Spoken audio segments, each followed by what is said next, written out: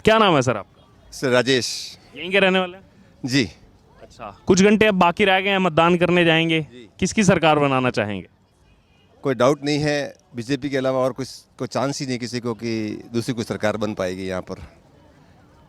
और उसका basic reason है, माननीय प्रधानमंत्री ने जो देश के लिए जो काम किया है, हमारे देश का नाम रोशन किया है, और गुजरात का जो डेवलपमेंट हुआ है, तो मोदी जी का विज़न है। और वही विज़न पूरे देश में देखने को, हर स्टेट के हर राज्य को देखने को मिलेगा। अगर जनता मिलकर उनको साथ देती है तो दावे के साथ कहता हूँ कि जो हम गुजरात वासी जो हैं, हम जो आनंद ले रहे हैं यहाँ पर, हम जो इसका लुत्फ़ उठा रहे हैं, देश का हर स्टेट, देश का हर सदस्य उनके विज़न का लाभ उठा पाएगा। इतना ही है, उस व्यक्ति को सहयोग कीजिए। ये एक अवतार पुरुष हमारे देश के अंदर आया है, जिसने हमारे देश की दशा और दिशा और हमारे देश का नाम दुनिया में एक नंबर 1 पर ले जा रहे हैं। ये हर कोई सामान्य व्यक्ति नहीं कर सकता, एक अवतार पुरुष होता है, वही कर पाता है। अच्छा, आप मोदी जी को अवतार पुरुष कह रहे हैं, दूसरी तरफ केजरीवाल कह रहे हैं कि मेरे को तो भगवान ने भेजा है यहाँ पे विकल्प के तौर में गुजरात वासियों के लिए। देखिए, इस धरती पर जो भी आया है सबको भगवान ने ही भेजा है, लेकिन सबका अपना अपना नज़रिया है देश को चलाने का, देश को किस तरह से आगे बढ़ाने का। जो नज़रिया मोदी जी के अंदर है वो और किसी के अंदर नहीं है। केजरीवाल जी को भी भगवान ने ही भेजा है, हम ये नहीं कहते कि नहीं भेजा है, लेकिन मोदी मोदी है, केजरीवाल केजरीवाल है। और कांग्रेस कह रही है 125 सीटें निकाल जाएंगे, इस बार सत्ता से उखाड़ फेंकेंगे बीजेपी को। सर मेरी बात मानो तो कांग्रेस का कोई वजूद नहीं है यहाँ पर, और कांग्रेस का शासन पूरे देश ने 70 साल तक देखा है। और गुजरात में मैं आज, मेरी जो एज है, मैंने भी गुजरात के अंदर वो दिन देखे हैं कर्फ्यू के।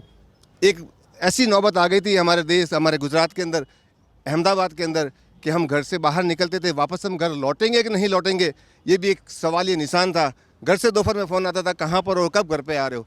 ऐसी हालत 2001 से पहले थी अहमदाबाद के अंदर। जो 2001 के बाद जो बच्चे पैदा हुए, जिन्होंने जन्म लिया है, वो तो कर्फ्यू के मामले में सोच नहीं पाते हैं। और ऐसी नौबत आ गई थी हमारी कि शायद हमें अहमदाबाद छोड़ के दूसरे स्टेट में शिफ्ट होना पड़े, क्योंकि रोज़ दंगे होते थे, महीने में 15 दिन दंगे में जाते थे, और ना हम व्यापार कर पाते थे और ना ही हम कुछ कर पाते थे, ना डेवलपमेंट के लिए सोच पाते थे। लेकिन जब से मुख्यमंत्री मोदी जी बने, उसके बाद में दंगों का नामो निशान हमारे गुजरात से स्टेट से हट गया। और गुजरात इस कदर डेवलप कर रहा है, कि यहाँ का हर सदस्य खुश है, सबके पास व्यापार है, सब कुछ है। लोग कहते हैं कि रोजगार नहीं मिलता, विपक्ष कहता है कि रोजगार नहीं है। सर रोजगार कहाँ नहीं है? जिसको काम करना है उसके लिए काम ही काम है, और रोजगार के रोजगार है। मैं कहता हूँ मेरे पास 50 आदमियों की ज़रूरत है, मेरे पास लाइए, मैं उनको काम दूंगा। लेकिन जिनको सरकारी नौकरी करनी है और जिनको काम नहीं करना है, उनके लिए रोजगार नहीं है। गवर्नमेंट कहाँ से रोज लाएगी इतनी नौकरियाँ, कहाँ से ढूंढ के लाएगी? सर आप सोचिए, हमें रोजगार पैदा करना होगा। और गुजरात के अंदर आज वर्कर्स की फैक्ट्रियों के वर्कर्स की शॉर्टेज है, और कहते हैं कि रोजगार नहीं दिया। भाई साहब, रोजगार मिलेगा, काम करने वाले को रोजगार ही रोजगार है। जिसको काम ही नहीं करना है उसके लिए कोई रोजगार नहीं है। मोदी क्या भगवान भी आ जाए तो उनको रोजगार नहीं दे सकता। हमने देखा यहाँ पर, जब हम लगातार 2 महीने से घूम रहे हैं, काफी बाहर के लोग मिले, राजस्थान के लोग यहाँ के काम कर रहे हैं, बिहार उत्तर प्रदेश के, और ऐसा नहीं कि एक दो, भारी मात्रा में हमें यहाँ पर लोग मिले काम करने वाले। भारी मात्रा में कैसे? मतलब काफी तादाद में, जहाँ जाएं तो हर 10 रेशो में से आप ये मान लीजिए 3 से 4 लोग हमें बाहर के मिलते थे जो यहाँ के काम कर रहे हैं। वो क्यों? मैं भी राजस्थान से हूँ, जोधपुर का रहने वाला हूँ, राजस्थान का हूँ।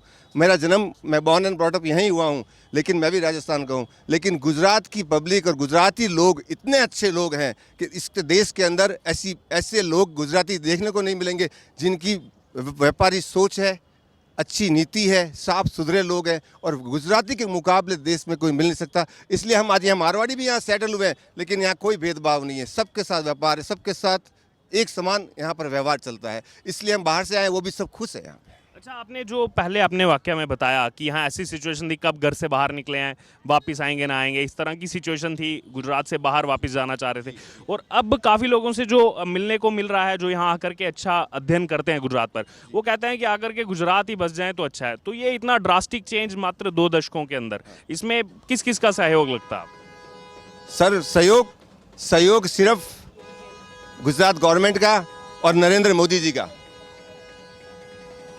नरेंद्र मोदी जी का है। मोदी जी ने जो विज़न लाया, मैं आपको एक खाली एग्जाम्पल बताऊं, जहां पर हम खड़े हैं, ये आप जरूर पूरी देश में बताइएगा जनता को, जहां पर हम यहाँ खड़े हैं ये साबरमती रिवर फ्रंट है। ये साबरमती नदी थी जो गंदी, इतनी गंदी थी कि कम से कम 5 से 6 हज़ार झोपड़पट्टी थी यहाँ पर, और 12 ही महीना ये नदी सूखी रहती थी और गंदे पानी से, मलमूत्र के पानी से सबसे बहती थी। यहाँ से जब हम ब्रिज पर से निकलते थे तो नदी एकदम सूखी और गंदी लगती थी। मोदी जी का विज़न था, इन्होंने यहाँ की झोपड़पट्टी वालों को फ्लैट बना के दिया, घर बना के दिया, फ्री में कुछ भी नहीं दिया। सुनिएगा, मोदी 1% भी फ्री देते नहीं है और देंगे भी नहीं, लेकिन उनको फ्लैट दिया, रियायती दर पे दिया, उनको किस्तों में फ्लैट दिया। और यहाँ से झोपड़पट्टी पूरी हटाकर आज ये देखिए कि मैं फ्रांस घुमा हूँ, जर्मनी घुमा हुआ हूँ, मैंने फ्रांस में वहाँ का रिवर फ्रंट देखा है, उससे भी फ्रांस का फीका है। और हमारे अहमदाबाद का ये साबरमती रिवर फ्रंट जो है आज नंबर 1 है। और आज यहाँ पर लोग मॉर्निंग वॉक में आते हैं, मैं आता हूँ, मैं 5 बजे वॉकिंग करने आता हूँ। मेरी हेल्थ के अंदर भी बहुत फ़र्क पड़ा है। एक्सरसाइज के लिए, लेडीज़ के लिए फ्री हेल्थ कप है, हेल्थ ये बनाए हुए हैं यहाँ पर, लेडीज़ के लिए, एक्सरसाइज के लिए सब कुछ बनाया हुआ है। क्या नहीं किया है? ये मेरे देशवासियों को मैं कहना चाहता हूँ कि आप मोदी जी को सपोर्ट कीजिए। पूरा देश इस तरह आगे बढ़ेगा और पूरा देश, हर कौम के लिए मैं तो कहता हूँ, पूरा देश इसमें आगे बढ़ेगा। अच्छा, अगर बात की जाए, आपने कहा फ्रांस जर्मनी के 2014 के बाद जाना हुआ या पहले, या दोनों टाइम जाना हुआ, और दोनों के समय में क्या फ़र्क लगा? पहले कैसे देखते थे भारतीयों को, अब कैसा देखा जाता है? सर मैं 2014 के बाद नहीं, मैं तो अभी 5-7 साल पहले ही गया था, जब मोदी जी सेंटर में गए यहाँ से, प्रधानमंत्री बने हमारे मोदी जी।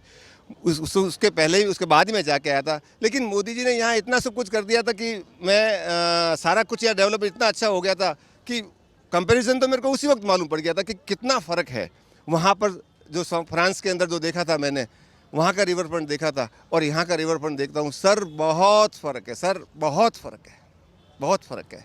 और ये की है, इस व्यक्ति का जो विज़न है वो देश को कहाँ ले जाने का है। जहाँ हमारी सोच पूरी होती है, वहाँ से मोदी जी की सोच शुरू होती है देश के विकास के लिए। आप सोचिए सर कि ये व्यक्ति ने अपने परिवार के लिए कुछ नहीं किया, जबकि पहले जितने भी नेता है सब ने अपने परिवार के लिए, अपने सगे संबंधी के लिए, अपने यार दोस्तों के लिए किया, देश के हित में नहीं सोचा।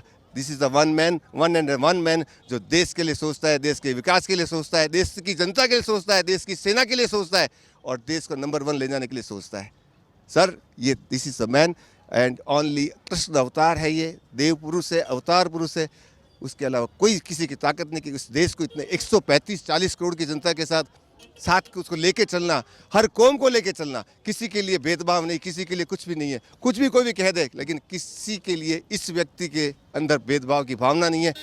फर्स्ट नेशन इज फर्स्ट, देश मेरा पहले और देश मेरा आगे रहना चाहिए। इस व्यक्ति की यही सोच है। मेरा देश का हर नागरिक खुश रहना चाहिए, इस व्यक्ति की सोच है। सोचना होगा भारतवासियों को, सोचना होगा देशवासी को कि इस व्यक्ति को कितना सहयोग हम कर सकते हैं, जिससे कि हमारे दिन आने वाले, हमारी नेक्स्ट जनरेशन अच्छी हो, अच्छा पालन पोषण हो, अच्छा शिक्षण हो, अच्छा स्वास्थ्य हो। वो तभी हो सकता है कि जब इसको हम सहयोग करें। हमारा भी कुछ न कुछ हमारा सहयोग बनता है, हमारा दायित्व बनता है। आज जीएसटी जैसा कदम मतलब उठाना, ये 56 नहीं 58 इंच के सीने वाले का ही साहस कर सकता है। नोटबंदी लाना, वो हर कोई व्यक्ति सोच नहीं सकता था, जो इस व्यक्ति ने किया।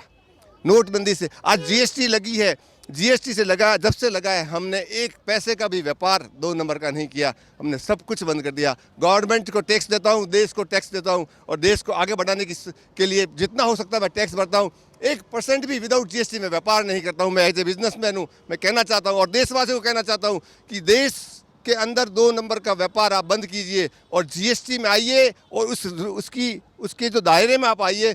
देश बहुत तरक्की करेगा, इसमें कोई संदेह नहीं है। 2 नंबर का व्यापार बंद कीजिए और देश की तरक्की के लिए जीएसटी में काम कीजिए और देश के अंदर टैक्स भरिए। आज टैक्स पेयर कितने हो गए हमारे, जीएसटी लगने के बाद हमारे देश के अंदर टैक्स पेयर कितने हुए सर, आप सोचिए। ये हकीकत है आपके सामने, आप भी इसको एक्सेप्ट करेंगे कि टैक्स पेयर की संख्या कितनी बड़ी है और आगे और बढ़ने वाली है। क्योंकि हर आदमी, कोई देर सवेर, कोई समझता है, बाद में समझता है, पहले समझता है, देर सवेर, लेकिन देश की जनता इसमें जुड़ने जा रही है और जुड़ेगी और हमारा देश बहुत आगे बढ़ेगा। बहुत बहुत धन्यवाद सर। Thank you sir.